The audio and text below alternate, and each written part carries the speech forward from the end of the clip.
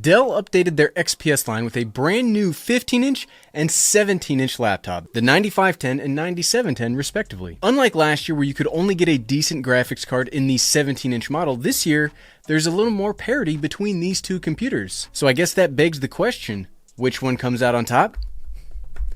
Let's find out. I would slam them down, but like they're too big. There's too much. I'm kind of crowded here right now. What's up, everyone? I'm the Everyday Dad, and if I can figure it out, you can figure it out. Let's get right into the specs and ordering options of these two laptops if you've never heard of them before, like if you skipped my content for the last 2 weeks, or if you are totally new. Either way, welcome for the first time or welcome back. The XPS 15 and 17 can be purchased directly from the Dell website, and both of these come in a decent amount of customization options. The base model of the XPS 15 comes in at $1249, and for this amount, you'll get the brand new 6-core Intel i5-11400H processor, 8GB of RAM, 256GB solid state drive, and Intel integrated graphics. From those humble beginnings, you can take the XPS 15 all the way up into the stratosphere of an 8-core Intel i9 11900H processor, 64GB of RAM, a 2TB solid state drive, an NVIDIA RTX 3050 Ti, and a 15-inch UHD Plus touchscreen display for the cost of $34.99 or 2.8 of the base models. Math is fun. Now, honestly, I probably wouldn't recommend either of those models, and I would recommend the version that I personally purchased, which is the mid-tier 1949 model with the 8-core i7-11800H, RTX 3050 Ti, 16GB of memory, and a 512GB solid state drive. And that was 3 dang paragraphs of specs, which sucks. Hooray, we get to do it all again. On the XPS 17, you have less quote-unquote base models to choose from, which I do prefer, because really when you lay out base models, I like it going low-end, mid-tier, and high-end, which are summed up pretty well here. The low-end base model of the XPS 17 has basically the exact same specs as the 15-inch version, but for $300 more. It is a bigger laptop, bigger screen, bigger internals, stuff like that. The top end of the XPS 17 has an even beefier option with an 8-core i9-11980H K processor, 64GB of RAM, that same 2TB solid state drive, and an NVIDIA RTX 3060 graphics card, and an even bigger UHD Plus display. This one, much like that 15-inch model, will run you just shy of 4K at $38.49, which when we stop and think about that number, that's more than I spent on my Mac Mini, my display, and my 24TB hard drive enclosure. Oof. Much like the 15, I wouldn't necessarily recommend that model unless you just needed the most powerful laptop that you can fit into a 15-inch bag and is only charged via USB-C. I would again steer you towards what I purchased in the 2049 model with the same specs as the mid-tier XPS, except the graphics card is the 3050 and not the 3050 Ti. Okay.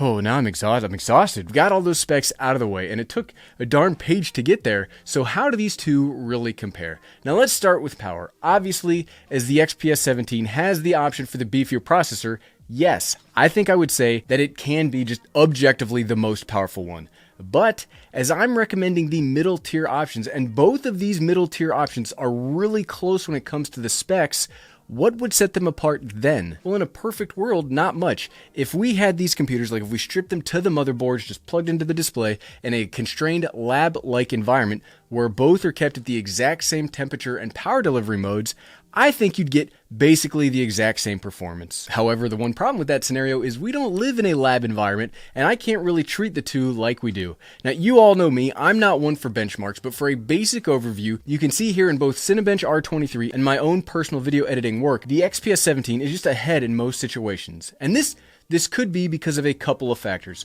One, the GPU in the XPS 15, despite being a Ti version of the same graphics card, is slightly less powered than the one in the 17-inch model. The XPS 17 has its graphics card running at 60 watts of power, while the XPS 15 is running at 45 watts. If you are using these computers for just day-to-day tasks like email, browsing the internet, traditional work type stuff, I'm not sure that you're going to see much of a difference, but if you do need the most power out of your graphics card, like that video editing, or any gaming you'd potentially do, here on the laptop, I'd have to give the graphics crown to the XPS 17. And when it comes to the processor, I think the differences are even greater. And again, it's the same processor in both of these computers, powered to the same levels, but there is a major difference between the two that will cause actual differences in practical power. The XPS 15 has a heat pipe cooling system, where the XPS 17 has a vapor chamber cooling system. And I actually think this is really neat because I harp on thermal performance of laptops all of the time, but you don't necessarily get to see it happen like in action. But today,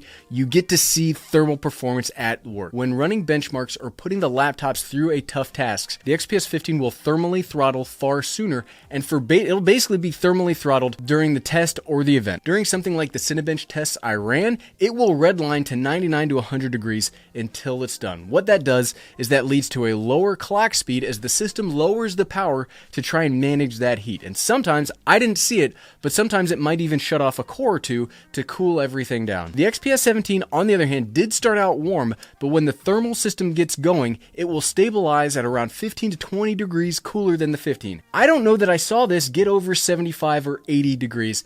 That's huge. That means faster speeds, for longer durations, and in a long-term perspective, that means less stress on the internal components. I'm seriously impressed with the vapor chamber inside of the XPS 17, and that by itself might be the key reason to get this laptop. It's so darn good, and it keeps the laptop remarkably cool, and you get to see that in a practical point today in the video. I'm kind of a thermal performance nerd, so I'm very happy how today's video turned out. So yes, for power, I will have to give it to the XPS 17 because thermal performance is that important. Next up, let's talk portability, because besides thermal performance, a laptop is meant to be portable, or else why wouldn't we just have like a desktop computer lugging around in a backpack everywhere? Here, you might think that the XPS 15 comes out on top simply because it's smaller, but I don't know. When it comes to ports, they are very similar. The XPS 15 has 2 Thunderbolt 4 ports, an SD card slot, a headphone jack, and an additional USB-C port. The 17 has 4 Thunderbolt 4 ports, the SD card slot, and the headphone jack. Yes, physical size is important, but I consider portability to mean the amount of stuff you need to make the computer work, and that is combined with the overall physical footprint, and in that category, I think these two are pretty well matched. Because it's Thunderbolt, I don't know that you need many more than 1 or 2 ports, because if you need a dongle for additional I/O functions, you probably only need the one, and it'll have everything you need built into it. I can't think of the last time that I had more than 1 dongle plug-in, so I don't really think the XPS 17 has a lead because of its 2 additional Thunderbolt ports. But on the other hand, I'm not sure that the 15 has a lead based solely on its size alone. The oddities, well, not the oddities in like a bad way. The weird thing about these computers in a good way is that both of these are much smaller than you might think from the size description by itself. In my mind, a 17-inch laptop is a gigantic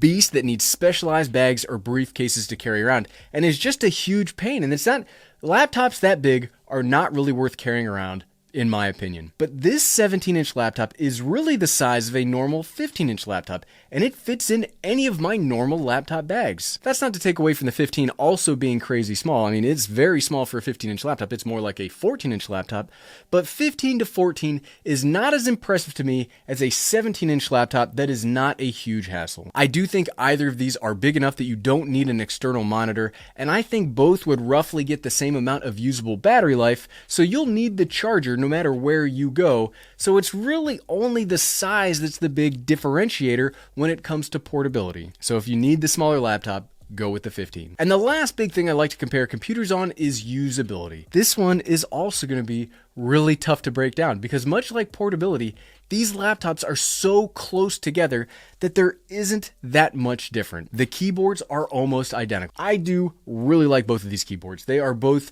very comfortable and easy to get into a groove with. I've actually been typing all of my scripts on the 17-inch because of just how enjoyable it is to work with. Now, at the beginning, I did have some issues figuring out the keyboard, but I think it took a small amount of muscle memory changes, and in the past week, this has been an absolute dream to type on. The trackpad on both, it's okay.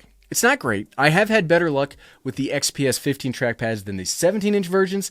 Not to say that I've ever gotten an unusable one, but sometimes there's a click in my XPS 17 and I've never had a click in the XPS 15. I mean, they're Windows trackpads. They exist, they work, but it's not good enough to replace a travel mouse like the MacBook trackpad does. As a non-audiophile, both speakers are pretty similar to each other, though I'm sure technically the 17-inch versions are better because they have more room to work with as opposed to the 15, but I personally can't hear much of a difference between them. I need to hire somebody that can hear good. I know everybody loves audio quality, but it's just something that I cannot hear the difference. I must have a 10 ear. My wife says I have no sense of rhythm or sound. Also, the displays are gorgeous. I have the FHD Plus version on both because I value battery life over resolution, 10 times out of 10, but both of these displays are incredible, and it's just wild how much real estate you get to work with here. And on both, it's like the display is just floating in front of you because the bezels are so small, they just fade into the background. I've been saying this a lot in recent videos, but if you have the chance, you should absolutely go check these out in store because both the size of the computer and the display, they are really worth checking out. I'd probably give the 17 the edge in usability just because it's so small, but the screen is so large. It's like having a desktop size monitor with you at all times. And that's huge for me when I'm traveling because I do prefer to have a certain amount of screen real estate. And sometimes when traveling, I will bring along an external monitor if I need to. And I don't really think I'd need to do that with how big this screen is. But at the end of the day, so what, right? Which of these two remarkably powerful, remarkably light, and remarkably similar laptops comes out on top? This is crazy to me, and I've been feeling crazy about this all week because normally I would say, well, the 15-inch is smaller. It has the same processor. Boom, done. Done. But in my time of using these laptops, I'm so impressed with the XPS 17 from this year. This is one of my absolute favorite laptops that I've ever seen in the past few years, and it all comes down to how powerful it is, yet how well its vapor chamber thermal system works. I don't know that I've seen a computer outside of the M1 MacBooks that are so well thermally managed, and that's not something that I've expected to say or anything I expected to see until the next round of MacBooks get announced later this year. This is remarkable stuff. If you were looking at these two computers, I would have a hard time to recommend the 15 unless you absolutely had to have the smallest computer you could get. The versions we checked out today cost roughly the same, have roughly the same components, and they look almost identical, but the XPS 17 performs so much better, I don't know what else to say. It's remarkable how clear of a difference there is between these two. And if that wasn't clear enough, yes, absolutely get the XPS 17 if you are looking for a productivity laptop. I will continue to recommend this because it's just darn good and I'm seriously impressed. And if you like this video and you want to see a little more about either of these laptops, you can check out my playlist right here that will show you a few more specific topics about either of these pretty darn cool machines. You can find that by clicking right here. Click, click, click, click, click, click, click. Thanks for watching.